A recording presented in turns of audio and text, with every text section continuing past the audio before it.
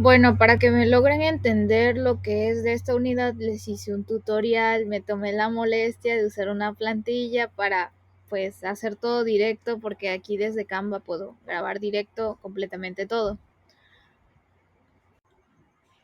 Bueno, para empezar, en el examen el profe nos va a dar el diagrama para que podamos identificar los datos, además de lo que nos dice el problema. ¿Qué vamos a usar? Bueno, para empezar, lo primero que debemos calcular son los moles del disulfuro de hierro. ¿Cómo vamos a hacer esto? Vamos a dividir el valor en kilogramos del disulfuro de hierro entre el peso molecular de este compuesto. Si se dan cuenta, a un lado tengo los pesos moleculares y el disulfuro de hierro tiene un peso molecular de 120 kilogramos sobre kilogramo mol. ¿De dónde sale el 85? El 85 va a salir de el porcentaje que te van a dar de este compuesto. Si se dan cuenta en el diagrama, en la parte de arriba dice que lo que entra es 85% disulfuro de hierro y 15% ganga. Ese es el producto que va a entrar. En este caso, como nuestra base de cálculo es de 100 kilos, entonces el 85% de 100 kilos, pues van a ser 85 kilos. Entonces dividimos 85 kilos entre el peso molecular, que es 120, se van a eliminar los kilos y va a quedar como 0.7083 kilogramos mol. Hasta este paso no va a cambiar absolutamente nada, va a ser lo mismo. ¿Qué vamos a calcular ahora? El oxígeno requerido. ¿Y cómo lo hacemos? Vamos a utilizar el porcentaje de moles que calculamos del disulfuro de hierro, que es el 0.7083 kilogramos mol. Lo vamos a multiplicar por 11 sobre 4. ¿De dónde salen esos números? La verdad, yo en mi pase no anoté la ecuación, pero si ustedes buscan en el ejercicio del libro, en la ecuación nos va a mostrar 4 moléculas de disulfuro de hierro más 11 moléculas de oxígeno. Entonces se hace la proporción de 11 moléculas de oxígeno entre las 4 moléculas del disulfuro de hierro. Todo eso multiplicado por, como les dije, los moles del disulfuro de hierro. El resultado que nos dé queda en kilogramos mol. Lo vamos a usar para calcular el oxígeno en exceso. Ojo, aquí es donde empiezan a cambiar los valores. ¿Por qué? Porque si se dan cuenta, el oxígeno en exceso se calcula con el porcentaje de aire en exceso que nos dan a cada uno. Como a mí me tocó 20% de aire en exceso, yo divido 20 entre 100 y es 0.2. Entonces voy a multiplicar el valor del oxígeno requerido por el porcentaje del aire en exceso. El resultado también queda en kilogramos mol. Voy a sumar el oxígeno requerido y el oxígeno en exceso y voy a obtener el oxígeno total entrante. Ese valor yo lo voy a multiplicar por el porcentaje de nitrógeno en el aire. El nitrógeno está en un 79% presente en el aire, el otro 21% lo compone el oxígeno. Es por eso que se hace la proporción de 79 entre 21 multiplicado por el oxígeno total entrante, te va a dar la cantidad en kilomol o kilogramos mol de lo que es el nitrógeno entrante.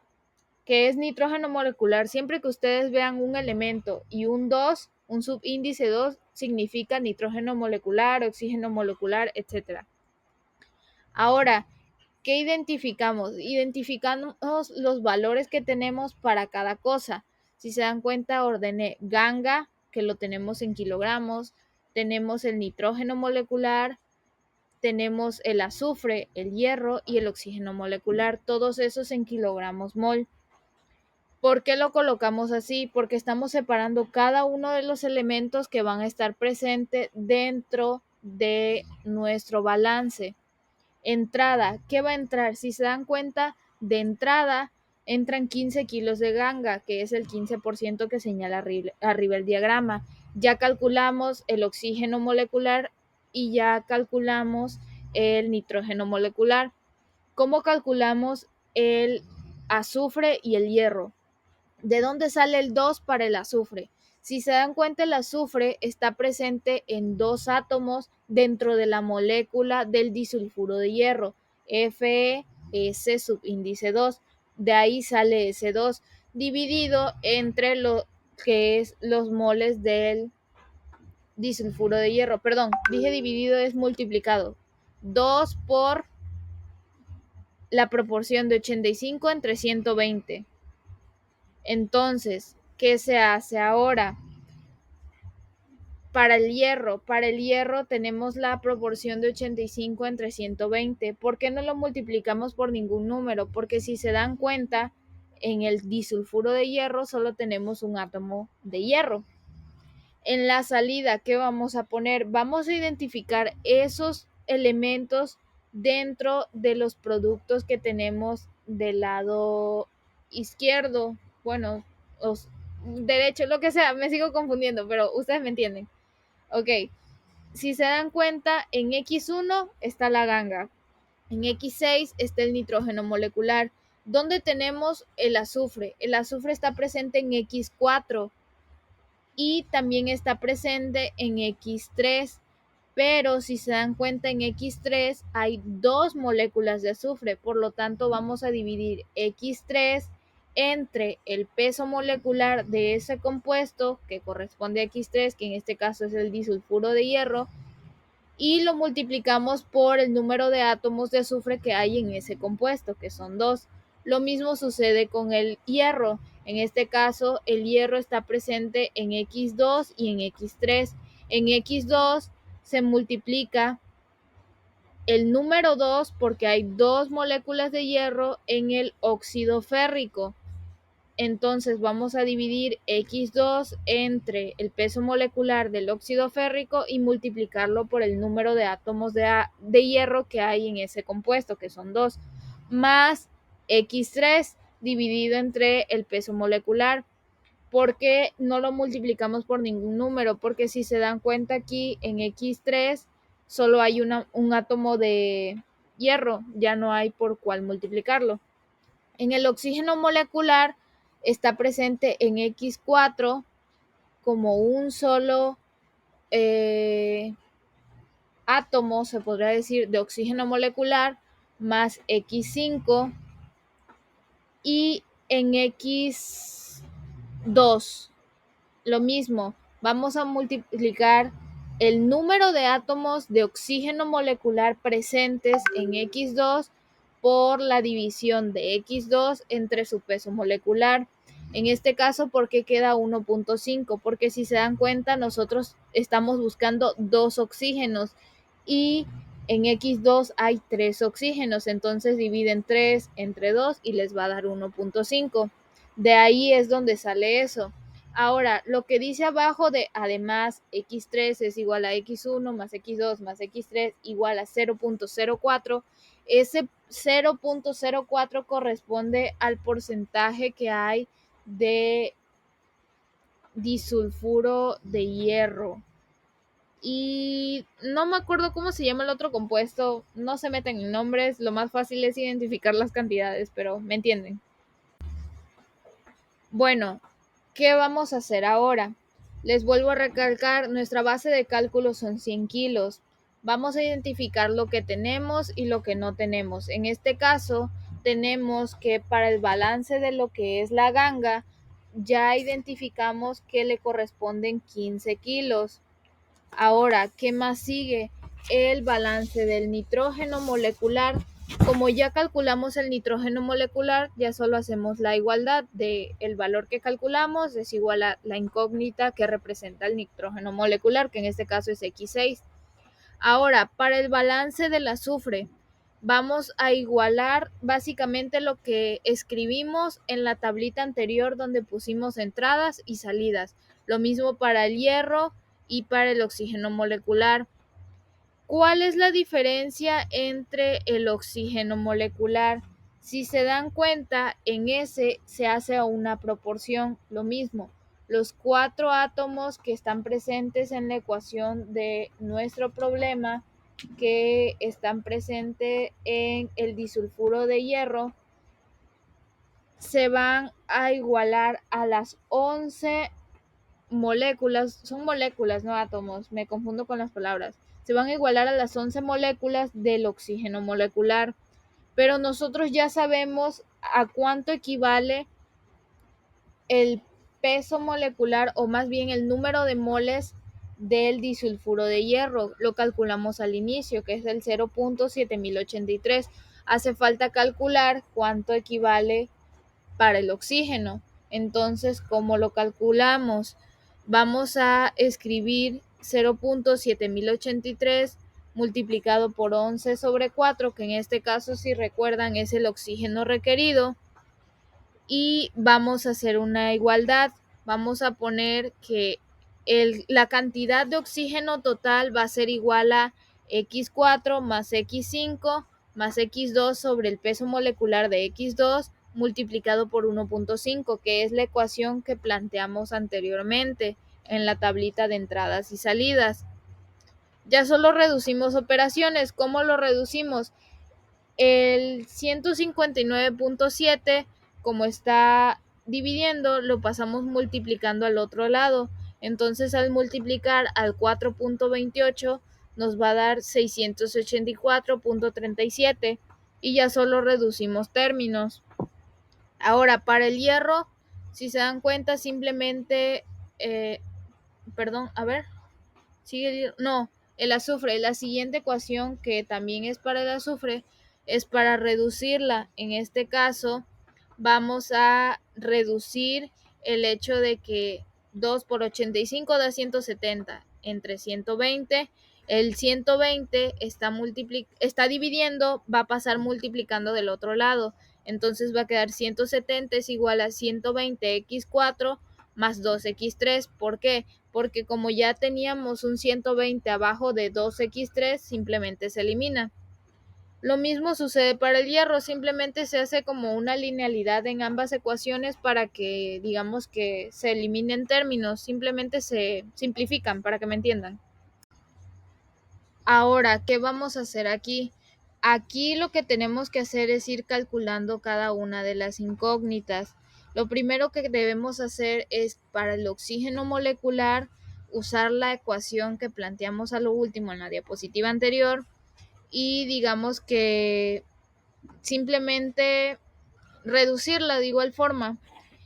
Y aquí vamos a hacer uso de el 0.04, que es el porcentaje que tiene el disulfuro de hierro. ¿Cómo lo vamos a usar? Si nosotros tenemos la ecuación ahí de x3 es igual entre x1 más x2 más x3 es igual a 0.04, entonces despejamos x3. Si todo lo que está abajo de x3 está dividiéndolo, va a pasar a multiplicar al 0.04. Entonces ahí ya solo se reducen términos hasta que logremos llegar a un valor en el cual podamos igualar a 0. Pero si se dan cuenta, nosotros ya conocemos x1, entonces sustituimos x1. Ahora, ¿qué hacemos? Si se dan cuenta, tenemos la ecuación que obtuvimos ahorita y tenemos la ecuación que usamos para obtener x2. ¿De dónde sale esta ecuación? Sale de el balance para el hierro que está en la diapositiva anterior, que es igual a 85 igual a 1.5 de x2 más x3. Entonces, nosotros simplemente hacemos, digamos que un sistema de ecuaciones y eliminamos un término que sea igual. En este caso yo multipliqué 0.96 por la segunda ecuación para poder eliminar x3 y despejar x2. Una vez que conocemos x2 podemos sustituirlo en la misma ecuación para conocer el valor de x3. Simplemente se hacen operaciones y despejes. Ahora, ¿qué se hace con la siguiente ecuación? La siguiente ecuación es la de el balance para el azufre. Simplemente sustituimos la incógnita que ya conocemos, que en este caso es x3, y logramos despejar x4. Solo se hacen cálculos, ya saben, lo que está sumando pasa restando, lo que está dividiendo pasa multiplicando y viceversa. Ahora, ¿qué hacemos? Sustituimos la última ecuación, que es la del oxígeno molecular. En este caso ya conocemos X2 y X4, lo sustituimos y simplemente vamos a despejar el valor de X5. Ahora, aquí en lo que es la tabla no sé si el profe la va a dar o si nosotros debemos aprendérnosla o ya va a venir. En su caso, simplemente debemos colocar los valores que obtuvimos para cada compuesto en donde corresponde. En este caso, los valores que obtuvimos corresponden a la parte de productos, que es la primer filita, la primer columna que van a encontrar.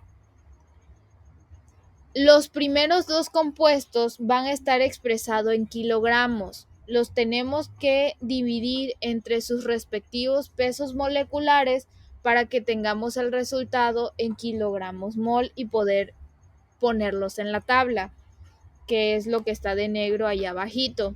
Entonces, una vez que nosotros ponemos todos esos datos, vamos a usar las tablas de entalpía y buscar la entalpía de cada uno de esos compuestos y colocarla en la segunda columna.